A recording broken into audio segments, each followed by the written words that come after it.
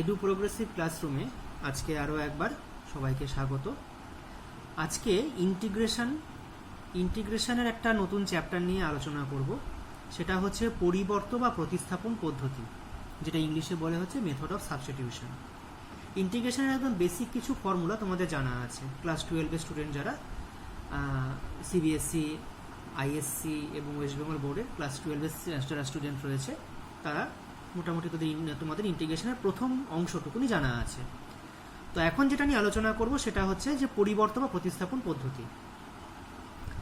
একটা জিনিস তোমরা লক্ষ্য করেছো যে integration sec square x dx সমান সমান হচ্ছে tan x প্লাস সি। এটা তোমরা জানো, ইন্টিগ্রেশন একদম বেসিক ফর্মুলা হচ্ছে এটা।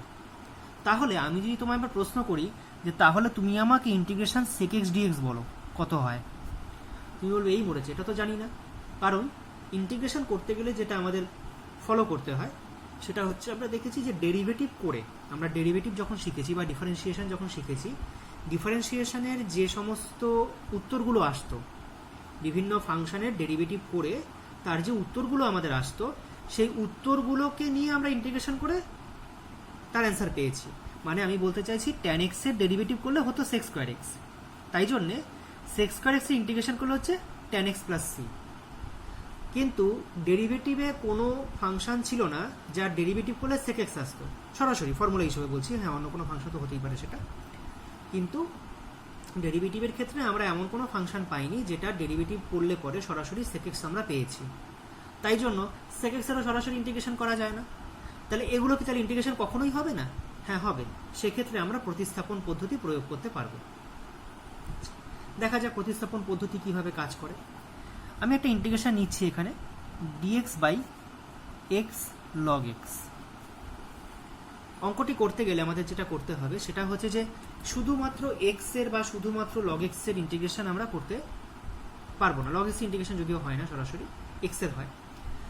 এক্ষেত্রে যেটা করছি আমরা, দেখো, আমি যদি লগ এক্স কে ডেরিভেটিভ করি, আমি যদি ddx অফ লগ এক্স করি, তাহলে আমি 1/x পাই। তো আচ্ছা, তার মানে দেখতে পাচ্ছ যে অঙ্কের মধ্যে এমন একটা কিছুকে আমি খুঁজে বের করে নিলাম যার ডেরিভেটিভ করলে অঙ্কের মধ্যেই অন্য একটা জিনিসকে আমি পেয়ে যাচ্ছি। যেমন আমি অঙ্কের মধ্যে খুঁজে লগ এক্স কে বের করলাম, যে লগ এক্স এর ডেরিভেটিভ করলে আমি পাচ্ছি 1/x, সেটা অঙ্কের মধ্যেই আছে। তো আমরা অঙ্কটা কিভাবে করব, প্রতিস্থাপনটা কিভাবে করে, ধরি log x equal to Z, বা ডেরিভেটিভ করছি 1/x সমান সমান dz dx।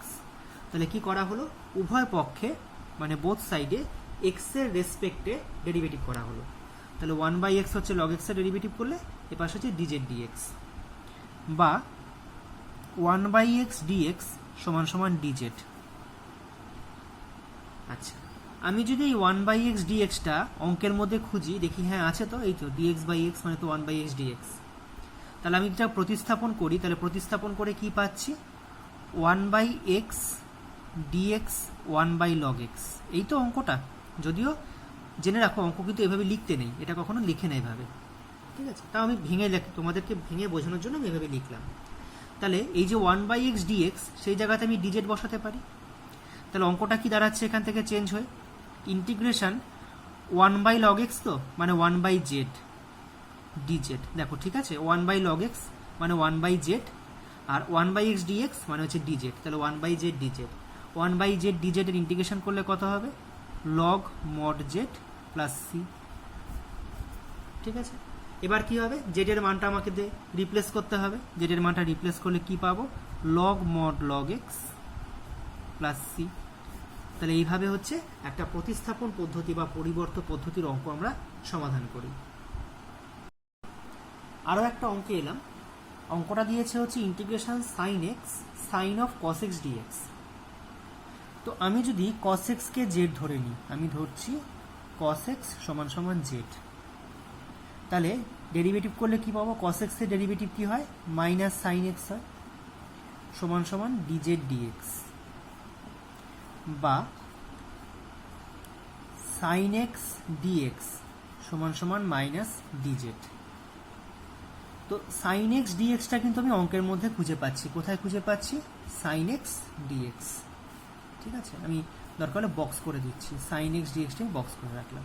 তাহলে এই জায়গাতে আমি পরিবর্ততে বসাতে পারি মাইনাস ডিজেড, তাহলে মাইনাস চিহ্নটা আগে দিলাম, ডিজেড লিখলাম। আর কি রয়েছে? সাইন অফ কস এক্স, তার মানে হচ্ছে সাইন জেড, কারণ কি কস এক্স মানে জেড ধরা হয়েছে। তাহলে অঙ্কটা পুরোপুরি চেঞ্জ হয়ে এক্স থেকে চেঞ্জ হয়ে ফাংশনটা জেডে নিয়ে আসলাম।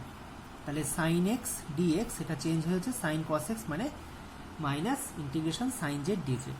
সাইন জেডের ইন্টিগ্রেশন করলে কত হয়? Minus cos z. তাহলে minus of minus cos z plus C সমান সমান কস জেড প্লাস সি সমান সমান কস অফ কস এক্স, কেন কি জেড এর মান হচ্ছে কস এক্স প্লাস সি। দেখো আরও একটি অঙ্ক দেখাচ্ছি। অঙ্কটা বলছে x cube cube root of x to the power 4 minus 4 dx. X to the power 4 এর যদি আমি ডেরিভেটিভ করি তাহলে আমি পাবো হচ্ছে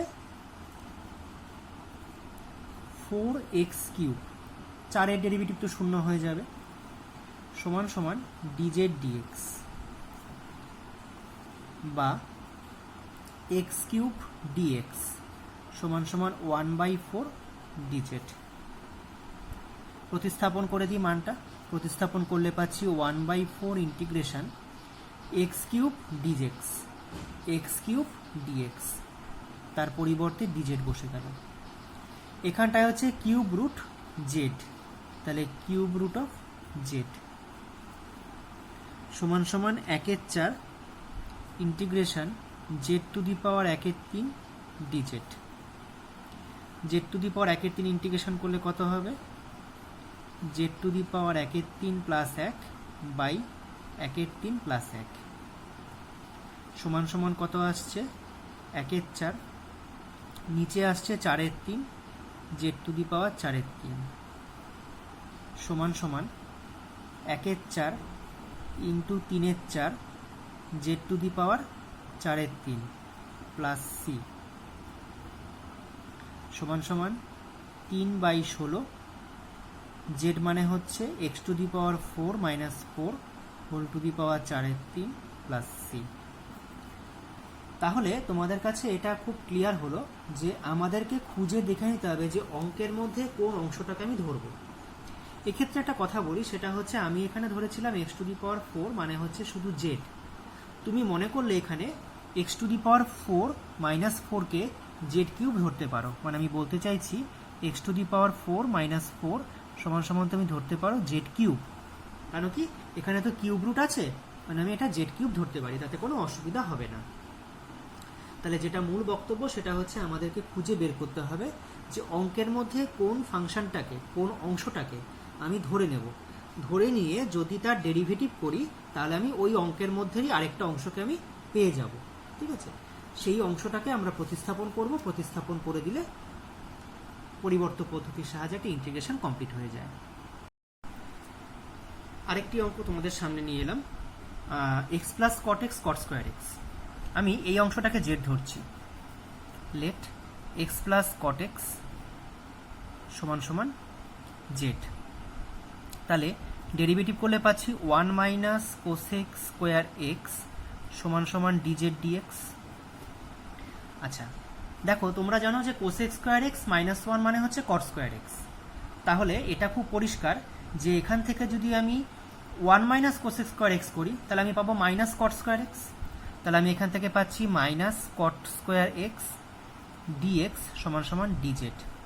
তো মাইনাস তো এখানে নেই, তাহলে মাইনাসটা আমি ওদিকে ট্রান্সফার করে দিচ্ছি। একবার এখানে যদি আমি বসাই তাহলে পাচ্ছি মাইনাস ইন্টিগ্রেশন কট স্কোয়ার এক্স ডিএক্স, মানে আমি পাচ্ছি ডিজেড, আর এক্স প্লাস কট এক্স মানে আমি পাচ্ছি হচ্ছে জেড, তাহলে জেড ডিজেড মানে minus Z square by 2 plus C, তার মানে হচ্ছে minus half x plus cot x whole square plus C. আজকের ক্লাসের লাস্ট অঙ্ক তোমাদেরকে দেখাচ্ছি। অঙ্কটা রয়েছে 1 minus sine x divide by cube root of x plus cos x. Late করছি এক্স প্লাস কস এক্স সমান সমান জেড কিউব ডেরিভেটিভ করি। জেড কিউব কেন নিয়েছি বুঝতেই পেরেছো, এখানে কিউব রুট আছে সেই কারণে। তাহলে 1 মাইনাস সাইন এক্স সমান সমান 3z² dz dx, তার মানে 1 মাইনাস সাইন এক্স dx সমান সমান 3z² dz। তাহলে আমি যদি প্রতিস্থাপনে আসি, দেখো 1 মাইনাস সাইন এক্স ডিএক্সটা পুরোটা রয়েছে উপরে, তাহলে আমি ইন্টিগ্রেশন 3z² dz লিখলাম। আর এই যে অংশটা আছে এক্স প্লাস কস এক্স, সেটা হচ্ছে জেড কিউব। তাহলে আমি যদি এই অংশটা কিউব রুট করি, এপাশে জেড আসবে, তাহলে জেড বসে গেল। 3 ইন্টিগ্রেশন জেড ডিজেড, তার মানে 3z² প্লাস সি, জেডের ইন্টিগ্রেশন করলে z²/2 plus c equal to 3/2। জেডের মানটা যদি বসাই, জেডের মানটা হচ্ছে কত, x plus cos x whole to the power 1/3। জেডের মান কিন্তু জেড কিউবের মান নয়, এখানে জেড কিউব ইকুয়াল টু এটা, তাহলে জেড ইকুয়াল টু কত হবে, x plus cos x whole to the power 1/3 তার স্কোয়ার প্লাস সি। তার মানে আমরা কত অ্যান্সার পাচ্ছি, 3/2 x plus cos x whole to the power 2/3 plus C. Edu progressive ক্লাসরুমে আজকের মতো এই পর্যন্ত। আমরা পরিবর্ত পদ্ধতি, ইন্টিগ্রেশনের যে পরিবর্ত পদ্ধতি বা মেথড অফ সাবস্টিটিউশন পদ্ধতির মাধ্যমে কিভাবে ইন্টিগ্রেশন করা হয়, যে ইন্টিগ্রেশনগুলোকে সরাসরি কোনো ফর্মুলায় ফেলা যায় না, সেগুলোকে আমরা এইভাবে করি, সেটা নিয়ে আজকে আমরা আলোচনা করলাম। আশা করি ভিডিওটি পুরোটা দেখার পর তোমরা বুঝতে পেরেছো। চ্যানেলটি সাবস্ক্রাইব করে রেখো, তাহলে পরে যে কোনো আপডেট সঙ্গে সঙ্গে পেয়ে যাবে। আমরা খুব শিগগিরই এডু প্রোগ্রেসিভ ক্লাসরুমে আবার কোনো একটি নতুন ভিডিও নিয়ে বা নতুন কোনো একটি চ্যাপ্টারের আলোচনা নিয়ে, আমরা অঙ্কের বা বিজ্ঞানের কোনো একটি চ্যাপ্টারের আলোচনা নিয়ে আমরা আবার খুব শিগগিরই হাজির হব। আজকের মতো এই পর্যন্ত।